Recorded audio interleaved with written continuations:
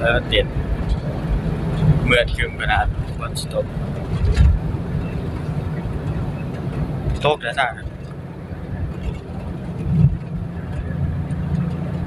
หน้าอ่อนร้ายอยู่ตรงหน้าตาโลสวดมาอย่างเราจะได้เขาเนี่ยว่าโอ้ฉันก็ยังเคยเห็น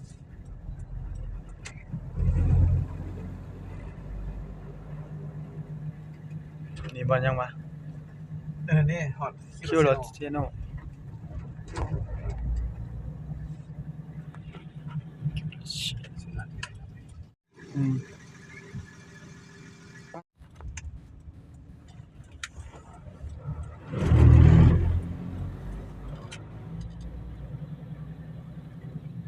เสียอย่างนี้เราไม่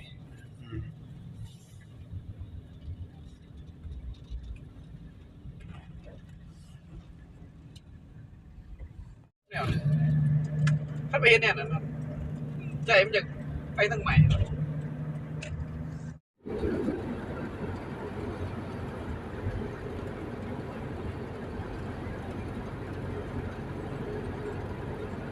ป่านยังวันฮอนใส่เลย บ้านนั้นยัง งามน้องธรรมศาสตร์กู้ยังเกิด ก็สายไฟคือหลายระหว่างนะ ก็สายไฟแล้วก็ได้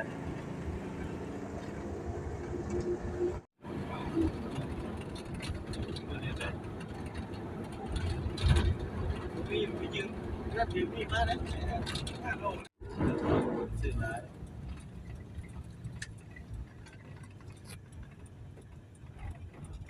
มอนใจกันมาเกิน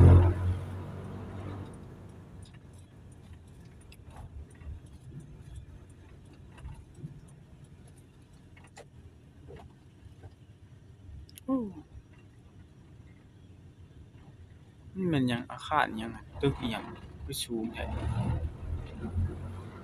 ภาพที่อยู่วิบลเนาะก็อยู่มาข้างเป็นยังไง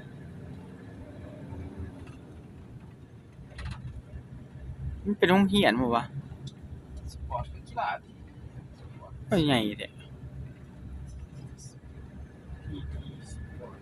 บอกว่าพวกกีฬาเนี่ยมันมีหลายแบบสปอร์ต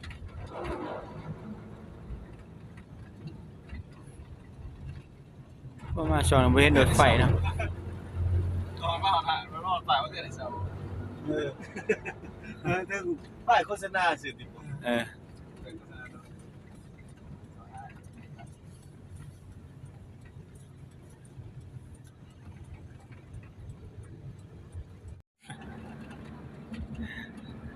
จักแต่เส้นทางไอ้เต็ก เรื่องนี้เขาเห็นใหม่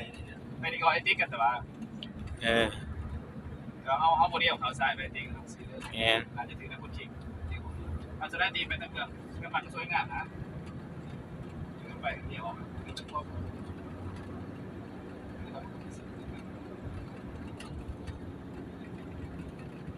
สไตล์มาหัวเมียงใช่ไหมมีได้มาหัวเมียงบริใหญ่ในตีพวกบริยาเด็กเขียนนะครับลุ้นหงุยลงมาก็มีบางวันฮะ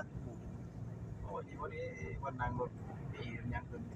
เป็นธรรมดาเลย หรือว่ารถบ่ละรถเมล์นั่นหรือว่าเสียอยู่กลางทางนี่วะ เอาเป็นสถานียืนหารถเมล์อย่างนั้นนะรถเมล์เสียดรถเมล์สายบนมันโตจากตึกนี่เลยตึกนี่กินห้างเลยเรา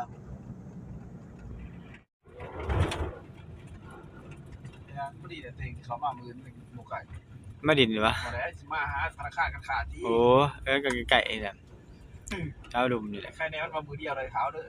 50,000ไม่ใช่ ธนาคารการค้า ไปกดเงินจื้อว่ามันคืนบ้านขอทุกคืนเขาเรียกว่ากระยานะปลาเด้อ5 บาทกูเห็นคือว่าเขาบอกทอนแน่อันนี้เอาไอ้เสวัสดิ์เท่าไรว่าเป็นคนตู่มันยังวันนี้มันก็ซุกนี่มันคงที่จะมาวัดมันบอกมีเสียมันไว้อย่างนี้โอนขึ้นออกบอกขึ้นเขาหมดอ่ะโทรหาวัดมาเนี่ยอะไรนั่นเจ้าดื้อวัดในตู่ชี้จะมาวัดจะบอกว่าพวกบ้านเราชี้ทางถึงรอบเปิดชี้ไหมเปิดอะไรบัตรไหมนะพวกหัวเฮียจะได้บัตรนี้ถ้าเราเปิดนั่นน่ะมันใส่เวลาเราไปได้มันว่าประมาณ2 ทีเด้มันจะใช้คนยิงปากเซ่ประมาณ2 ทีเนี่ยไอ้เหรอ ทางแคบจ้ะ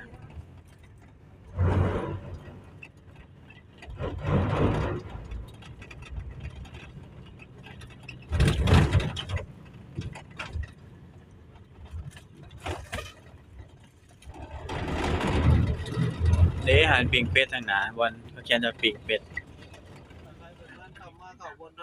ไปมันมาแนวไปมานอนก็มาไปเบียดต่อไปยังไงพี่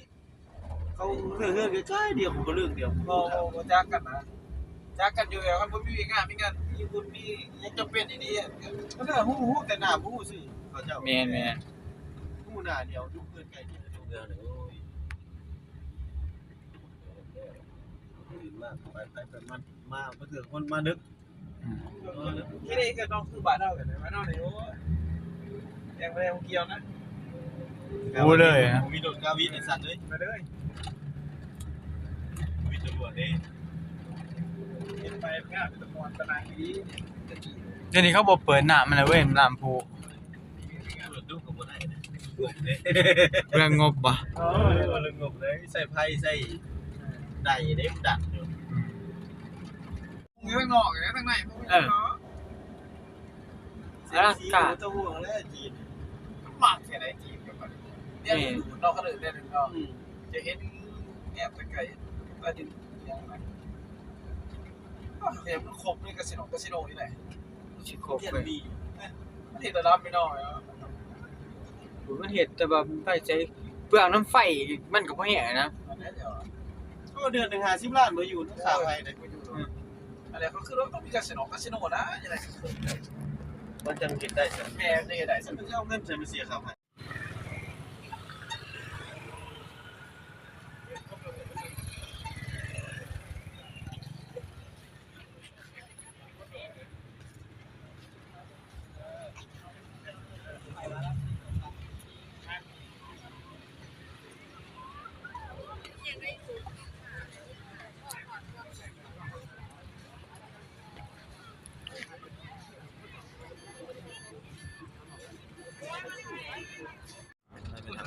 น้อยโผล่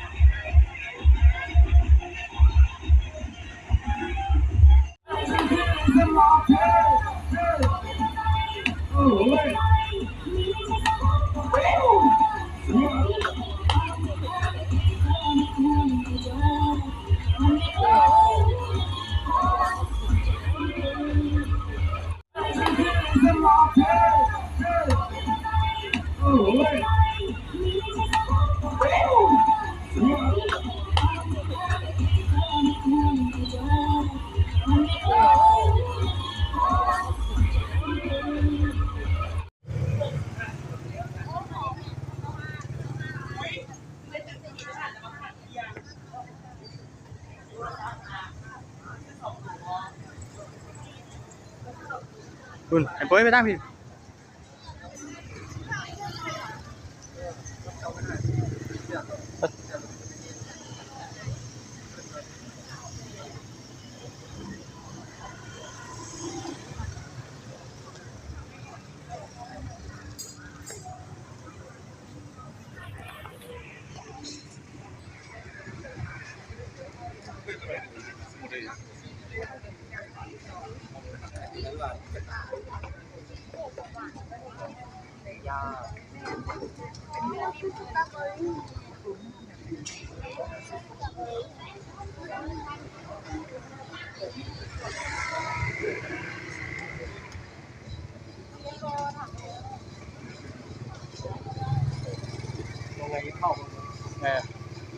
基站点都是新鲜美食台制作的，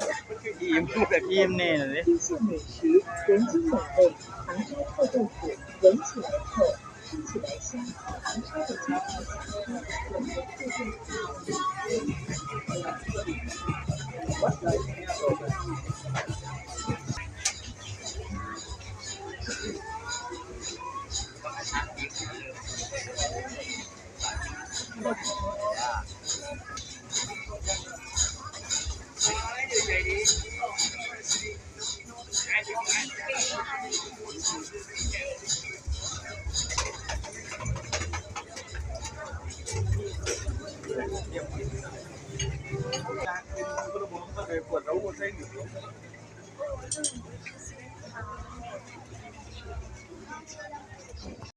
基站点都是新鲜美食台制作的， อิ่มแบบอิ่มแน่เลย 新鲜美食，人均美味。杭州臭豆腐，闻起来臭，吃起来香。杭州的家常小吃，我们的特色。